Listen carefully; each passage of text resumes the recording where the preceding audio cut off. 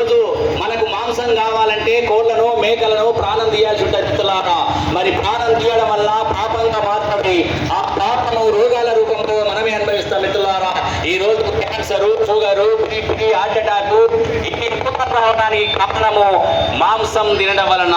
కాబట్టి ఏ జీవిని చంపడానికి వీల్లేదు. జై శాకార జగత్ కి, జై శాకార జగత్ కి. ఏం తయారు చేస్తురా?